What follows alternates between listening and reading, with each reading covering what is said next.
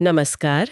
आज हम झारखंड की एक बहुत ही खास जानी-मानी परंपरा करम पर्व पर बात करने वाले हैं। हम्म। हमारे पास एक लेख है जिसका शीर्षक है करम भाई बहन के प्रेम का पर्व। तो इसी पर आज हम गहराई से चर्चा करेंगे। हाँ, तो ये लेख जो है वो करम पर्व के रिवाजों, उसके मतलब सामाजिक सांस्कृतिक मायने क्या हैं और आज के टाइम में इसकी क्या अहमियत है, इस पर बात करता है। तो चलिए देखते हैं इसमें क्या खास बातें हैं। सबसे पहली बात जो शायद हम सब जानते हैं वो ये कि ये पर्व मुख्य रूप से भाई बहन के प्यार का प्रतीक माना जाता है। लेकिन क्या बात सिर्फ इतनी ही है? शायद नहीं। तो जैसा कि लेख में लिखा है, इस दिन बहनें अपने भाई की लंबी उम्र के लिए, उनकी खुशहाली के लिए प्रार्थना करती हैं और खास तौर पर मंगल गीत गाती हैं। ये वही गीत होते हैं जिनमें भाई के लिए अच्छी विशेस होती हैं, आशीर्वाद होते हैं, है ना? जी बिल्कुल। और इन गीतों के साथ एक बहुत ही सुंदर रस्म भी जुड़ी है। लेख बताता है कि बहनें आचरा मतलब अपनी ओढ़नी या साड़ी का पल्लू फैलाकर भाई के लिए दुआ मांगती हैं।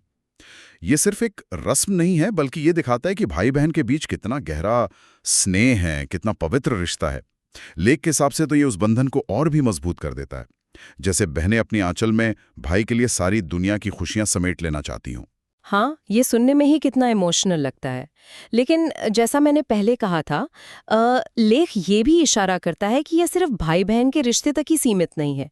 इसमें प्रकृति पूजा का भी एक बहुत महत्वपूर्ण एंगल है और यहाँ से बात और दिलचस्प हो जाती है। हाँ, ये बहुत जरूरी पॉइंट है। लेख ये साफ करता है कि करम पर्व सिर्फ परिवार के रिश्तों का ही त्योहार नहीं है। यह प्रकृति को, नेचर को धन्यवाद कहने का भी एक तरीका है।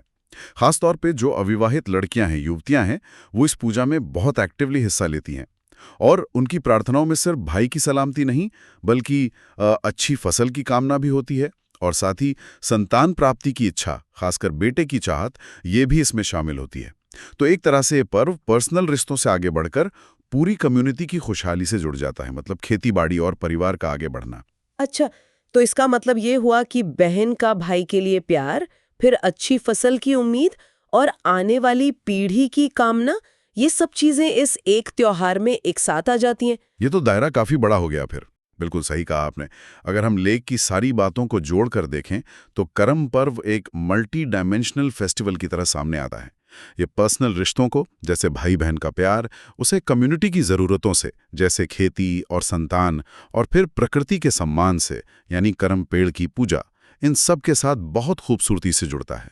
हाँ, मतलब स्रोत इसे मुख्य रूप से भाई बहन के प्यार का प्रतीक बताता है, लेकिन ये जो दूसरे पहलू हैं ना, जैसे प्रकृति से जुड़ाव या फिर पूरी कम्युनिटी की खुशहाली की कामना, ये इसके महत्व को और भी गहरा बना देते हैं।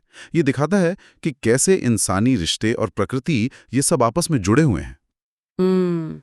तो अगर संक्षिप्त में कहें, इस लेख के मुताबिक करम पर्व झारखंड में भाई बहन के प्यार का एक बहुत ही टचिंग सेलिब्रेशन तो है ही, पर साथ ही ये प्रकृति के लिए रिस्पेक्ट, अच्छी फसल की उम्मीद और संतान के रूप में जिंदगी के आगे बढ़ने की मतलब एक कलेक्टिव इच्छा का भी प्रतीक है। ये सिर्फ एक दिन का त्योहार नहीं लगता, बल्कि ये रिश्तों, प्रकृति और समुदाय के भविष्य की उम्मीदों का एक तरह का संगम है। जी हाँ, और ये हमें सोचने पर भी मजबूर करता है कि आखिर इस तरह की जो परंपराएं हैं, वो कैसे व्यक्तिगत भावनाओं को, जैसे भाई बहन का प्यार है, और समाज की जो सामूहिक इच्छाएं हैं, जैसे फसल और संतान, इनको प्रकृति के साइकिल के साथ इतने नेचुरल तरीके से बुन देती हैं। ये सोचने वाली बात है कि कैसे हमारे सांस्कृतिक त्योहार जिंदगी के अलग अलग धागों को एक साथ बांधते हैं और उन्हें पीढ़ी दर पीढ़ी जिंदा रखते हैं।